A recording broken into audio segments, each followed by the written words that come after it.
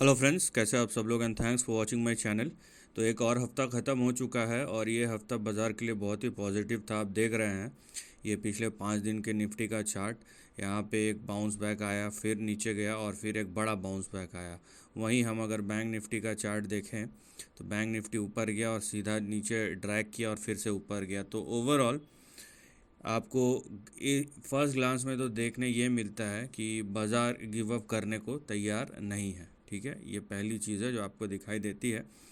तो यहाँ पे अगर आपको लॉन्ग लेने का कोई फ़ायदा नहीं हो रहा है तो शॉर्ट लेने का भी कोई फ़ायदा नहीं हो रहा है, क्योंकि बाज़ार एक रेंज के ना ऊपर ना नीचे जाने को तैयार है। लेकिन यहाँ पे जो अच्छी चीज़ हुई है इस फ्राइडे को, ये देखिए, ये सेक्टोरल इंडेक्सेस का यहाँ पे आज का फ्राइडे का प्रेजेंटेशन है।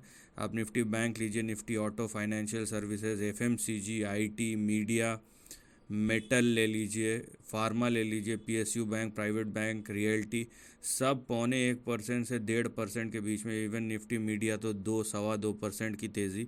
तो यहाँ पे लेफ़्ट राइट सेंटर आपको हर एक सेक्टर में यहाँ पे रैली दिखी है। तो ये बैंक निफ्टी को हेल्प करे ना करे, निफ्टी बैंक को हेल्प करे ना करे, निफ्टी को ज़रूर हेल्प करेगा। क्योंकि अगर निफ्टी में एक साइड कुछ भी डाउन है तो उसको संभालने के लिए कम से कम ये फ्राइडे को तो चारों तरफ से आपको ख़रीदारी दिखाई दी है। तो ये सबसे पॉजिटिव बात है और वही चीज़ आपको चार्ट में भी दिखाई देगा, जहाँ पे पिछले एक महीने पहले तक अगर आप देखेंगे तो निफ्टी बैंक आउट परफॉर्म कर रहा था, लेकिन निफ्टी जो था वो कहीं ना कहीं अंडर परफॉर्म कर रहा था। लेकिन अब निफ्टी बैंक एक तरीके से अंडर परफॉर्म कर रहा है, बिना ऊपर गए एक ही जगह में घूम रहा है। वहीं निफ्टी जो है अभी उसको चारों तरफ से सपोर्ट मिल रहा है। तो इस तरीके का चीज़ है।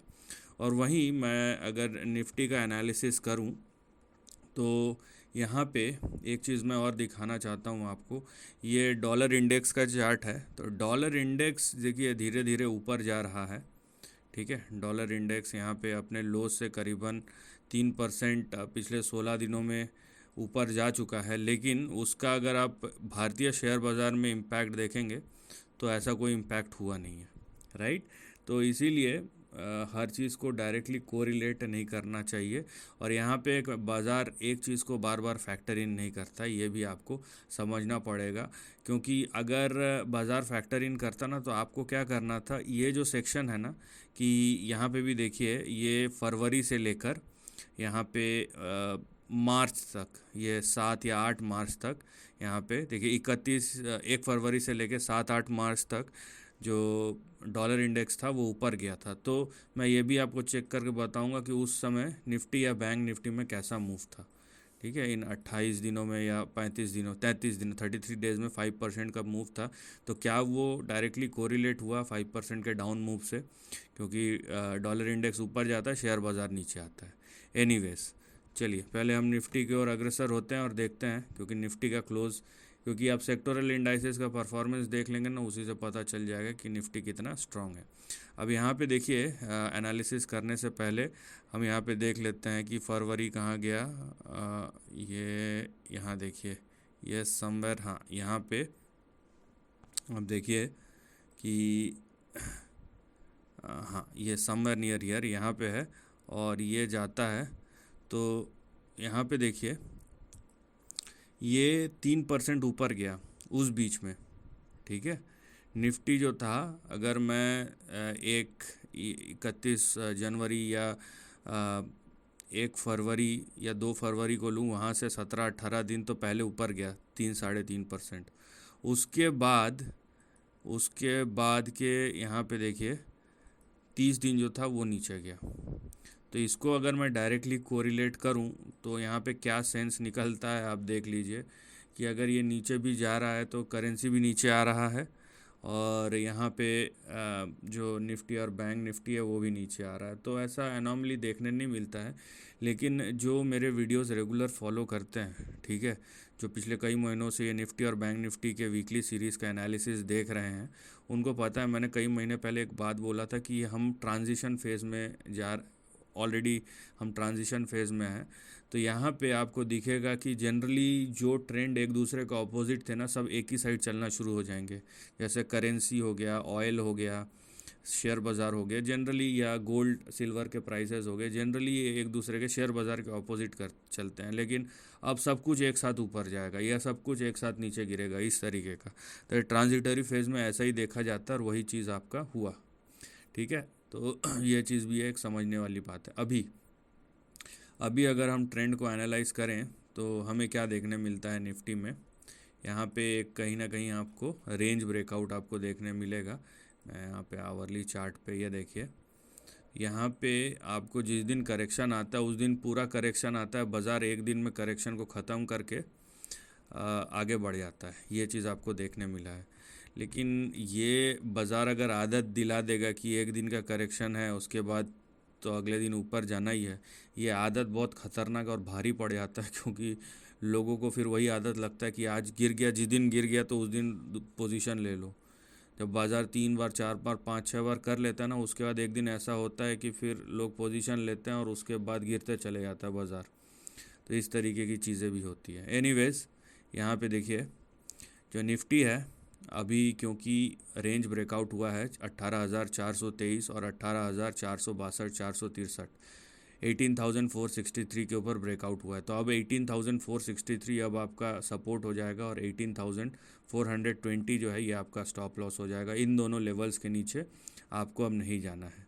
अब क्योंकि 18,463 के ऊपर ब्रेकआउट हो गया है, तो अगर निफ्टी 18,463 के ऊपर टिका हुआ रहता है जैसा कि है क्लोजिंग में, तो ये जो ट्रेंड है, हम अगले एक हफ्ते की बात करें तो वो यहाँ पे देखिए 18,750 से लेके 18,850 860 तक के यहाँ पे रेंज आपको दिखाई देंगे।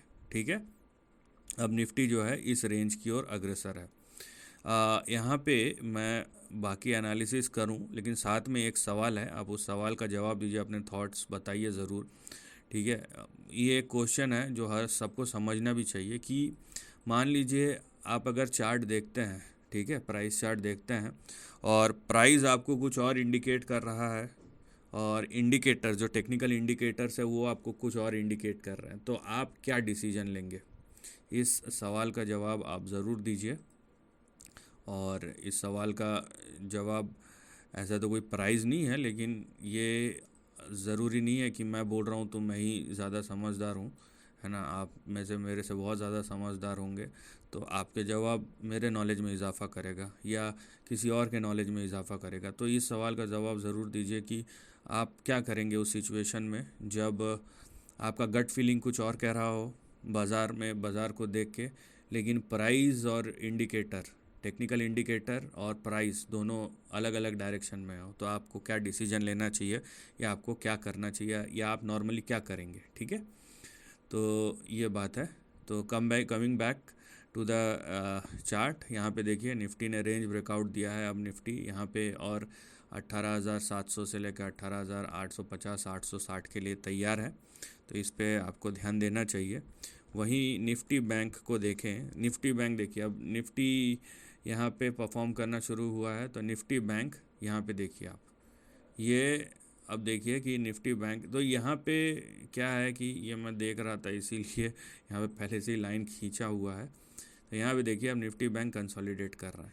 ठीक है, यहाँ पे कोई किसी को दो राय नहीं होनी चाहिए और ये निफ्टी से ज़्यादा अच्छा ट्रेंड है मैं बोलूँगा। क्यों? क्योंकि ये समय में ना पैसे सब कोई कमा सकते हैं। मैं सही बता रहा हूँ, इस ट्रेंड में हर कोई पैसा कमा सकता है। Call buyer, call seller. Call buyer में कॉल ऑप्शन बाई करने वाले और पुट ऑप्शन बाई करने वाले भी है, और कॉल सेलर में कॉल बेचने वाले भी है, पुट बेचने वाले भी है, और हर कोई कमाएगा।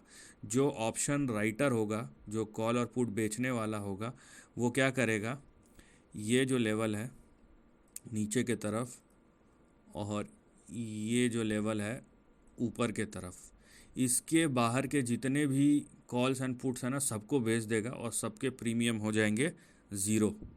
राइट, तो उसका मतलब क्या है कि अगर मैं कॉल राइटर हूँ और मुझे ट्रेंड साफ साफ दिखाई दे रहा है, तो मैं क्या करूँगा, यहाँ पे देखिए मेरा सपोर्ट क्या है, 43,458 और 43,400, ये मेरा सपोर्ट है। मेरा रेजिस्टेंस क्या है, 44,998 या 44,100 और 44,162। ठीक है, ये मेरा यहाँ पे देखिए, ये मेरा रेजिस्टेंस है। तो मैं अगर कॉल राइटर हूँ तो मैं 44,160 के ऊपर या 44,160 के ऊपर 44,200 उसके ऊपर के सारे कॉल्स भेज दूंगा, नीचे 43,400 के नीचे सारे पुट भेज दूंगा। और अब देखिए, जिन्होंने बेचा हुआ है, मान लीजिए अगर मैं मई में बेच रहा हूँ तो मेरे को कितना अच्छा प्रीमियम मिला होगा, क्योंकि दोनों साइड के जो पत्ते हैं साफ़ हो गए हैं। अगर आप कॉल बायर हैं तो आप क्या कर रहे होंगे, आप बस ये एजेस को प्ले कर रहे होंगे। ठीक है, यहाँ पे आया तो ख़रीद लिया, और यहाँ पे देखिए, यहाँ पे आया तो बेच दिया। एकदम सिंपल स्ट्रैटेजी। ठीक है, इसमें कोई एक राय दो राय वाली बात नहीं है। यहाँ पे आया तो बेच दिया, यहाँ पे आया तो ख़रीद लिया, ये साइड में। और जो दोनों में महारत हासिल करते हैं वो कॉल पुट दोनों बेच के और बीच में ये कॉल ऑप्शन या पुट ऑप्शन ख़रीद भी बाई भी कर रहे होंगे। तो ये जो ट्रेंड है ना, ये बहुत अच्छा चीज़ है। अगर इस तरीके का कंसोलिडेशन हो रहा होगा कहीं पे भी, है ना, तो हमको एक इंडिकेशन मिल जाता है कि प्राइस इधर भी नहीं जाने वाला, उधर भी नहीं जाने वाला। तो दोनों साइड से, दोनों हाथ से मक्खन मलाई खाओ। तो यहाँ पे ये तो हो गया कि क्या करते होंगे क्या नहीं करते होंगे, लेकिन जहाँ तक ट्रेंड की बात करें तो पिछले 2-3 हफ्तों से 44,160 170 जो है, ये निफ्टी बैंक के लिए रेजिस्टेंस बना हुआ है।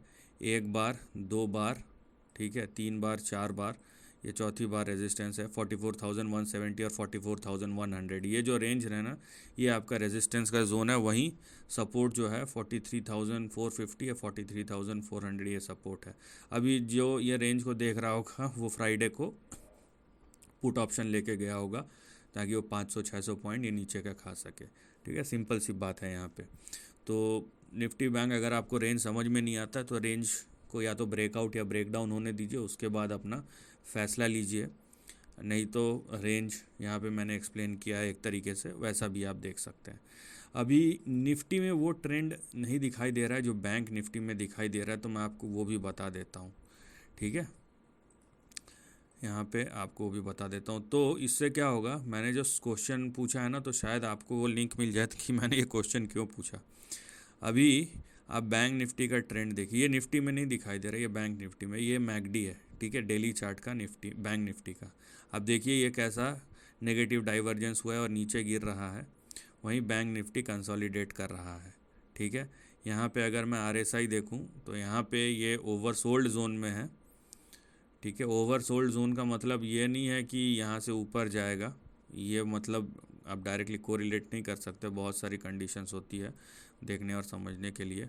वहीं ये मैं वीकली चार्ट पे गया, और वीकली चार्ट पे भी मैं अगर देखूंगा तो ये यहाँ पे देखिए, ये RSI ओवर स्ट्रेच हो चुका है। तो ये निफ्टी से मैच नहीं करता है बैंक निफ्टी का चार्ट या इंडिकेटर, लेकिन इसके जो चार्ट्स या इंडिकेटर्स है वो कुछ और यहाँ पे इशारा कर रहे हैं। ठीक है, तो यहाँ पे लेवल्स मैंने आपको बताए हैं, तो मैं थोड़ा सा इसको मिटा रहा हूँ, आप थोड़ा सा पीछे जाके देख लीजिए। अब यहाँ पे देखिए, यहाँ पे एक और सिनारियो बन रहा है, मैं पूरे सिनारियोज आपको बता रहा हूँ।